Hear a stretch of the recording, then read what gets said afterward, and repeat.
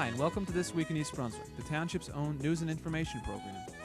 Today we'll sample last Sunday's edition of East Brunswick's Summer Concert Series, a swinging performance by the New Jersey Jazz Trio. Then John Meggiolaro will meet summer soccer camp coaches Lou Cosa and Dan Haston and look in on some of the action at the camp. Our regular features will include financial planner Paul Hansen's money tip on budgeting, health facts on strains and sprains from Dr. Cynthia Bowers, and consumer advocate Adrian Eisner's advice on charitable contributions. This plus information on special happenings around town this weekend for adults and teens. All follow on This Week in East Brunswick. First, here's a look at next week here on Channel 8. Monday at 10 a.m., Lenore Kulik begins our week with aerobics and exercise. Then at 10:30, Target with Paul Durant targets Alzheimer's disease in her interview with Eileen Puri of Robert Wood Johnson Medical School's COPSA Institute. Tuesday at 7 p.m., it's stories read by members of the Teen Library Corps, followed at 7:30 by sessions featuring music by Mike Santiago and Entity. Wednesday afternoon at 3, it's Reading Rainbow from the PBS Children's Programming Division. And Wednesday night at 7:30, Spotlight on Education will feature music of the Indigos, East Brunswick High School stage band directed by Chick DeCarlos. And we'll return next week with an all-new This Week in East Brunswick. Check Channel 8's program guide for repeats of all these programs. Sunday, a crowd of 150 came despite threatening skies to see the third in a series of 5 free outdoor concerts being presented this summer by the East Brunswick Arts Commission and Division of Recreation and Parks. Featured were the New Jersey Jazz Trio, Harry Pickens on piano, Yusef Ali on drums, and Jim Shank on bass. Let's listen in.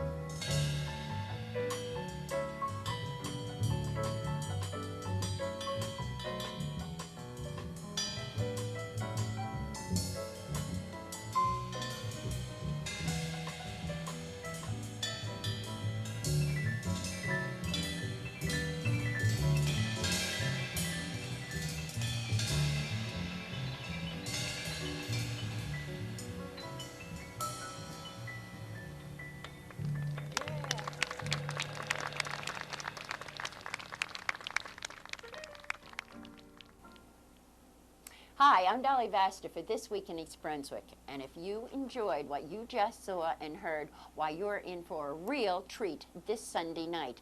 That's right, don't any of you dare miss this Sunday night's concert at the Gazebo on the municipal grounds. Andre Tarantile and his harp will be there, and a marvelous concert. Rain or shine, 7 o'clock p.m. In case it does rain, of course. We won't let the poor man stand out there and play. We'll bring it into the library. But it's free, so pack up the family and friends and bring them along. All you have to bring with you is a lawn chair or a blanket. And by the way, if you have nothing else to do over this weekend, why, Friday and Saturday night at the Playhouse, Musical Mayhem is still running. It's a delightful musical review, and we hope you can make it out. The cost is $5 for Friday and Saturday night and $4 Friday night for seniors and students. So listen, I'll be seeing you this weekend, okay? Don't miss anything that goes on. We got a lot of good stuff. In fact, I'll show you a bit of it now. What's left of summer but a faded rose? The best of times is now. As for tomorrow, well, who knows? Who knows? Who knows?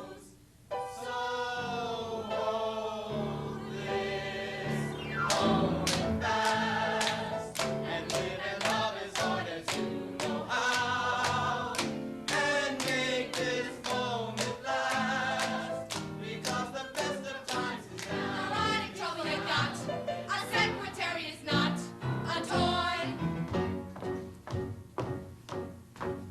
She's a highly specialized key component of operational unity, a fine and sensitive mechanism to serve the Oaks community. With a mother at home, she supports, and you'll find nothing like her at FAO Schwartz. A secretary is not a thing. Wound my key, pull my string. Her pad is to write it and not to spend the night in. If that's what you plan to enjoy, no! First we got the bomb, and that was good, 'cause we love peace and motherhood. Then Russia got the bomb, but that's okay, 'cause the balance of powers maintain that way. Who's next? Then France got the bomb, but don't you grieve, 'cause they're on our side, I believe. Then China got the bomb, but have no fears, 'cause they can't wipe us out for at least 5 years. Who's next? Then Indonesia claimed that they were gonna get one anyway. South Africa wants to, that's right. One for the black and one for the white. Who's next? Egypt's gonna get one too, just to use on you know who. So Israel's getting tense, wants one in self-defense. The Lord's our shepherd and sends us on, but just in case, we better get a bomb. Who's next? Because the best of times is Now, is now, is now, is now, is now.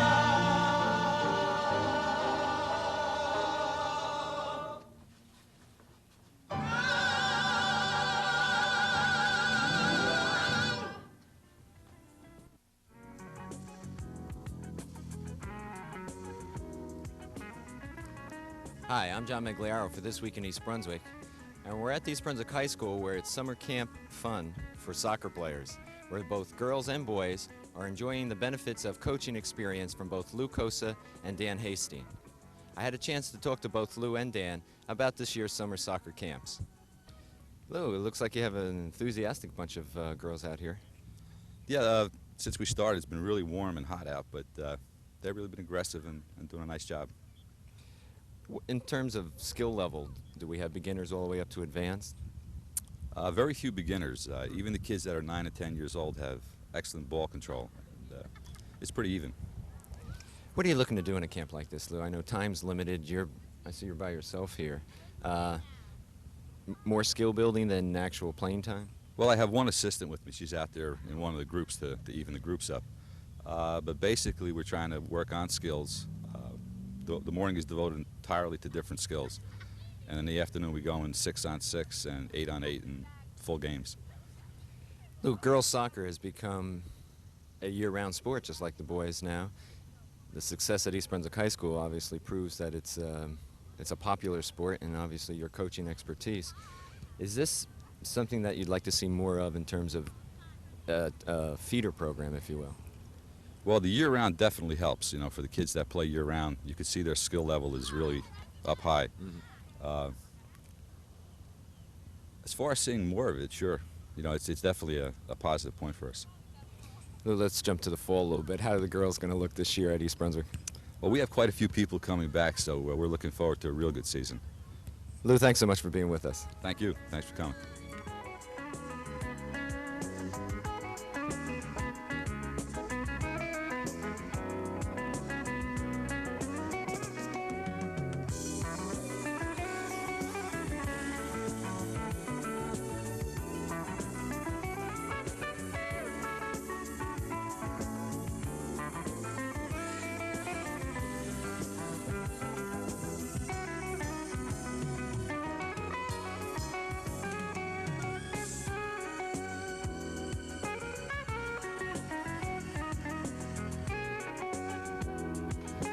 Dan, you have to be happy with the turnout at your camp here. Very much so. We have approximately 60 campers in camp. We're trying to provide the boys with a fun and good experience, and it's worked out well so far. Dan, tell us a little bit about the structure. With, you know, some 59, 60 kids, you've got to be well organized. Well, what we've done, John, is that we have 59 campers in camp, and the ages are from 8 to 14, and there were very few 14-year-olds that signed up. So what we did was take the 8, 9, and 10-year-olds, divide them by experience into 3 different colors, red, gold, and blue, and the green team, which is the last color, was divided by the 11, 12, 13, and 14-year-olds. So you're not having 14-year-olds playing against 8-year-olds? Exactly, because of experience and competition. Dan, I see they're in the background here, they're playing a game, but it looks like red against blue. Is that part of the program? Each day, either once or twice during the day, depending upon the weather, we try to keep it, because of the inclement weather with the humidity and the rain and all, we try to provide them with at least one color competition as far as the games. And if you get 2 and 3 different games, then I think you lose the impact of what you're trying to do out there. Are you impressed with what you've seen thus far? There are some outstanding players out here in all 4 colors.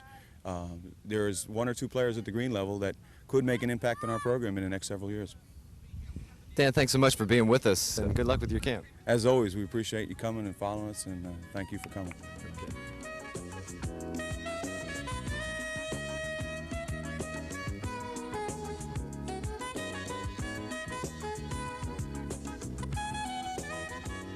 Well, as you've seen, everyone's had a lot of fun at the summer soccer camps at East Brunswick High School, including me.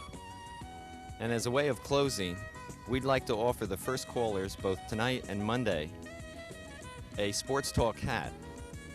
To win, all you need to do is call the phone number that you see on the screen and be the first caller to receive one of these fine, outstanding Sports Talk hats provided to us by the Friends of the Library. So for This Week in East Brunswick, I'm John Meggiolaro. Have a good day. I'm Paul Hansen with this week's Money Tip. Budgeting. If there's one topic that I talk to my clients about consistently, it's budgeting. They tell me I know I'm overspending, but how much should I be setting aside for housing, clothes, or investments? Well, here are some general guidelines to follow. 65% of your take-home pay should be allocated towards fixed expenses: rent, mortgages, utilities, food, and the like. 20% for variable expenses: household repairs, recreation, and clothing. 10% for insurance premiums and property taxes, and 5% for savings. If your take-home pay exceeds $1,200 per month, you should be saving upwards of 10% of your take-home pay. You're in good shape if 10% or less of your after-tax income is going to pay for credit card bills. Overall, don't let them get over 15% of your income. There's no one better able to manage your money than you. Make the wise choice. I'm Paul Hansen, host of You and Your Money, with this week's Money Tip. Today's health fact is from East Brunswick resident Dr. Cynthia Bowers, an assistant professor of medicine at the Robert Wood Johnson Medical School. She's also a member of the Central Jersey Medical Group and practices at Rutgers Community Health Plan. During the summer months, we all tend to engage in more strenuous physical activity than during the winter. Unfortunately, this increase in activity is often associated with an increase in minor injuries, especially sprains and strains. For all practical purposes, sprains and strains are different degrees of the same injury, a sprain being more severe than a strain. The injury is caused by putting undue stress on a joint while it is in an unstable position, such as occurs with running on an uneven surface or falling on an outstretched hand, resulting in damage to the soft tissue of the joint. The most common symptoms are pain, swelling, and bruising. When the symptoms are mild, the injury can be treated without the assistance of a physician. When the symptoms are severe, a physician should be consulted to rule out significant joint instability or fracture. Even in the more serious injuries, the treatments I'm going to discuss should be applied until such time as the injury can be evaluated by a physician. First of all, the involved parts should be put at rest and, when possible, elevated. Weight-bearing joints should be given complete rest initially, with increased partial weight bearing as pain decreases. Knees, ankles, and wrists can be supported with ACE wraps or commercial elastic supporters. Fingers and toes can be taped. Shoulder injuries are often more comfortable in a sling. Elevating the affected part is also important, as it tends to decrease the swelling. Ice is another important element of therapy. Ice will help to prevent the swelling and bleeding into the tissue by causing vasoconstriction. Since swelling is much easier to prevent than to get rid of, it is important to apply the ice to the injury as soon as possible. This should be continued for anywhere from 24 to 48 hours. Pain can be controlled with aspirin, ibuprofen, or acetaminophen, all of which can be obtained over the counter. Aspirin and ibuprofen give the added advantage of anti-inflammatory effect, but also cause the side effect of stomach upset.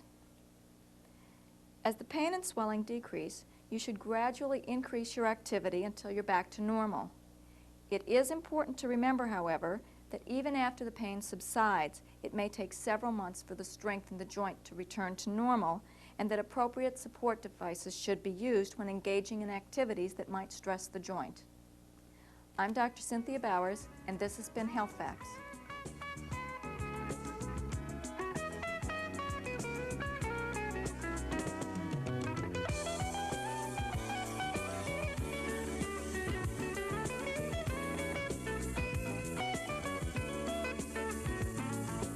Hello, and welcome to Consumer Aware. I'm Adrienne Eisner, Director of the East Brunswick Consumer Affairs Office. Today we're going to be talking about giving contributions to charitable organizations. Americans are by nature a very generous people.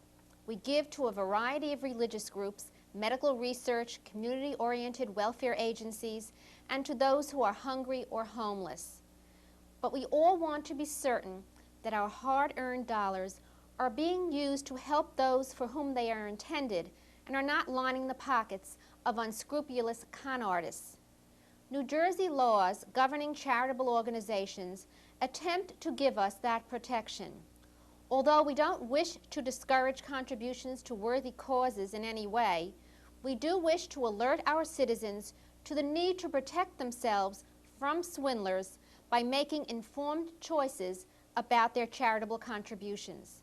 Here are some tips to help you make your charity dollars count. Before you give, you should know your charity. Never give to a charity you know nothing about. Ask for written literature and read it. Ask questions. Honest charities encourage you to do so. Don't succumb to pressure. Don't let yourself be pressured into giving, and don't feel that you have to contribute on the spot. No legitimate organization will expect you to contribute immediately. Check out the charity before mailing your check. Demand identification. Always ask to see identification for both the solicitor and the charity. Be suspicious of anyone who does not respond satisfactorily. Don't fall for the tearjerker. Don't give because of a pathetic sob story. The hard luck tale is the favorite of the phony operator. Don't be fooled by a convincing name. A crooked charity will often have an impressive name, or one that closely resembles the name of a respected legitimate concern. Beware of telephone solicitations. Refuse to commit yourself on the first call. If the charity sounds worthwhile, ask to be sent more information. Check out mail solicitations. Mail solicitations are often accompanied by a trinket or other item which you are told you can keep if you contribute. Actually, federal law states that unless you asked for that item, you can keep it without making any contribution. Give generously to worthwhile charities. The good charities are many and need your support, but avoid giving cash if possible. Cash fundraising methods are difficult to monitor. If you must give cash, ask for a receipt. If you have any further questions or any problems with any consumer-related incidents, please call us at the East Brunswick Consumer Affairs Office. We're in the office Monday through Friday from 9 a.m. until 5 p.m. The telephone number is 390-6954. Thank you for joining me on Consumer Aware. See you again next time. Welcome to East Brunswick Community Beach. I'd just like to spend a couple moments to update you with some of our programs. We have a number of different programs going down here out through the course of the summer. You may not recognize us because we have a new look this summer. We had a totally new facelift during the off-season. We spent a number of hundreds of thousands of dollars in new sidings, roofing, bathroom facilities, a new front entrance, and a number of other improvements such as landscaping. Some of our programs that we're running down here, our rec programs on a daily basis, cover age groups from toddlers right up to adults. Our rec people on site is Yancey and Sam, and they do a fantastic job in keeping you busy and keeping you active. For any information on daily fees or memberships, please contact our registration office down here at the beach. Some additional programs that we have are our swim lesson programs. We have AM and PM swim lesson programs, and again, a large range for the age groups. We run our water bug programs right through our advanced life-saving programs. Some additional facilities that you can enjoy when you're down here are our basketball courts, horseshoes, volleyball, and please take advantage of our boat area where you can rent paddle boats, rowboats, and canoes. I also would like to bring to your attention that there are still some special events coming up yet this summer. On Friday the 25th, that being July 25th, is our teen dance, and that will run from 8 o'clock to 11 o'clock, and tickets can be purchased and only purchased at the gate. Tickets are $2. And later on, closing out our summer, August 30th, we'll have the New England Orchestra down here. And again, there will be no charge for that. So if you have a hot and busy weekend in store, why don't you share it with us?